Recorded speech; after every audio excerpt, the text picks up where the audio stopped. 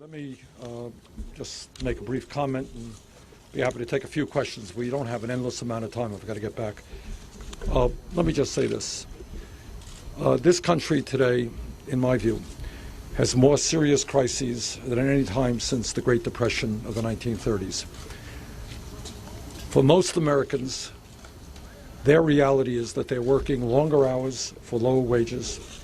In inflation-adjusted income, they're earning less money than they used to years ago, despite a huge increase in technology and productivity. So all over this country, I've been talking to people, and they say, how does it happen? I'm producing more, but I'm working longer hours for lower wages. My kid can't afford to go to college. I'm having a hard time affording health care. How does that happen? While at exactly the same time, 99% of all new income generated in this country is going to the top 1%. How does it happen that the top 1% owns almost as much wealth as the bottom 90%? And my conclusion is that that type of economics is not only immoral, it's not only wrong, it is unsustainable. It can't continue. We can't continue having a nation in which we have the highest rate of childhood poverty of any major nation on earth at the same time as we're seeing a proliferation of millionaires and billionaires. So that's the major issue. The major issue is how do we create an economy that works for all of our people rather than a small number of billionaires. And the second issue, directly related, is the fact that as a result of the disastrous Supreme Court decision on Citizens United, we now have a political situation where billionaires are literally able to buy elections and candidates. Let's not kid ourselves. That is the reality right now. So you got the Koch brothers and other billionaire families now prepared to spend hundreds and hundreds of millions of dollars in elections to buy the candidates of their choice, often extreme right-wing candidates. I'm the former chairman of the Senate Veterans Committee, and I can tell you I don't believe that the men and women who defended American democracy fought to create a situation where billionaires own the political process. That's a huge issue that we've got to deal with.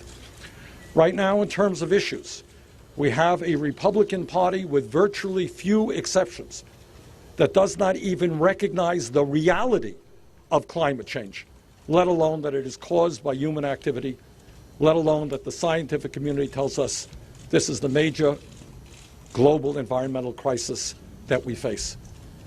And I want to see this nation lead the world in transforming our energy system away from fossil fuel to energy efficiency and sustainable energy. Real unemployment in America is not 5.5%. If you include those people who have given up looking for work, people who are working part-time when they want to work full-time, real unemployment is 11%. We need to create millions of jobs, and the best way to do it is to rebuild our crumbling infrastructure. And I've introduced legislation to do just that, create and maintain 13 million jobs. In my state of Vermont and throughout this country, young people, bright, young, able to keep kids, cannot afford to go to college, and others are leaving school deeply in debt. In Germany, countries around the world, they understand that you tap the intellectual capabilities of young people, you make college tuition in public universities and public colleges free. That's my view as well. So there are enormous issues facing this country. Now let me conclude by saying this, and I say this to the media.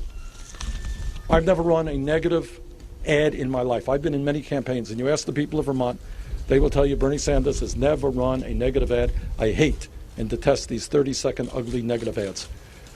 I believe that in a democracy, what elections are about are serious debates over serious issues, not political gossip, not making campaigns into soap operas. This is not the Red Sox versus the Yankees.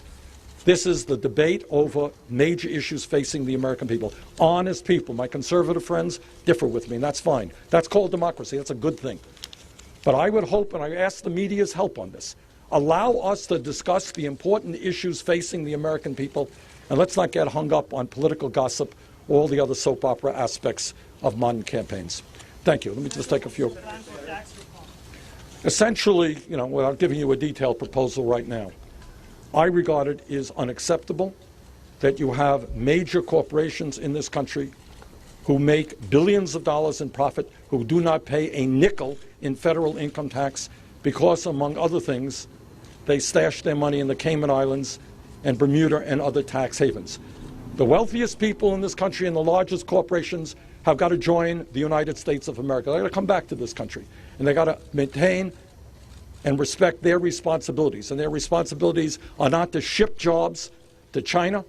Their responsibilities are not to avoid paying federal taxes. So we need real tax reform, which says to the wealthiest people and largest corporations, you're going to have to start paying your fair share of taxes. Senator, your brother's running a campaign in the UK much sooner than you are. We spoke to him today, and he had some very nice things to say. How did you guys both decide? Well, I owe my brother an enormous amount. I grew up in a family that did not have a lot of money. My dad came to this country at the age of 17, dropped out of high school, never made any money. My mother graduated high school. We didn't have a whole lot of books in the house, and it was my brother who actually introduced me to a lot of my ideas. So I hope my brother does very well in his race for Parliament in the UK. Yes, sir. Yeah. Yeah.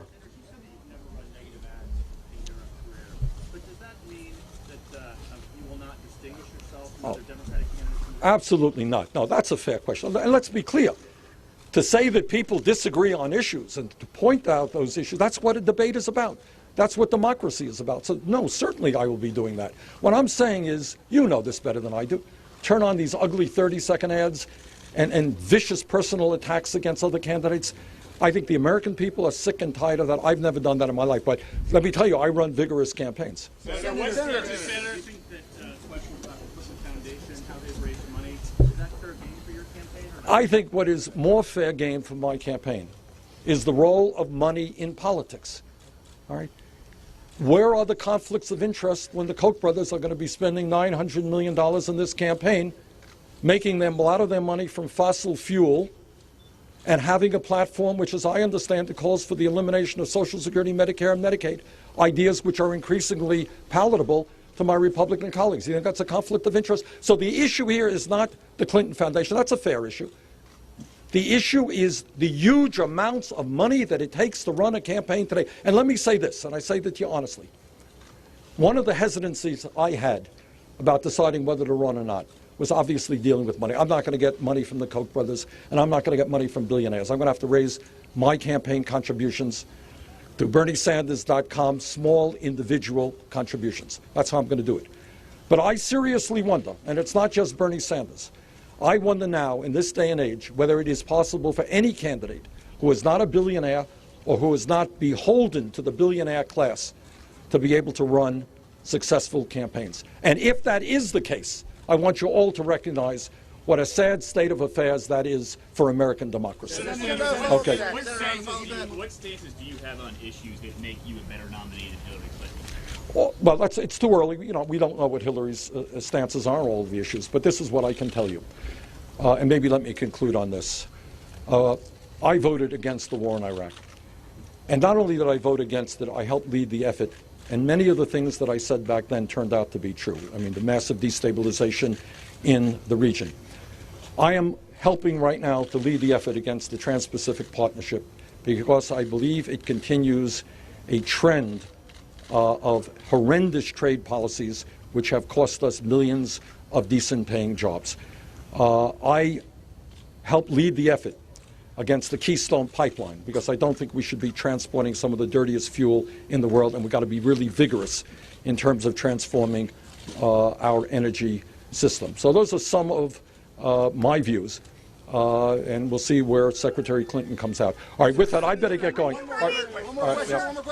Last question, yeah. Last question, yeah. It's more important to you to get these ideas out than to contest the Democratic nominee? Oh, no, not at all. No, we're in this race to win. But it's not a question, but you got to understand, I ask people to understand my history. You are looking at a guy, undisputably, who has the most unusual political history of anybody in the United States Congress.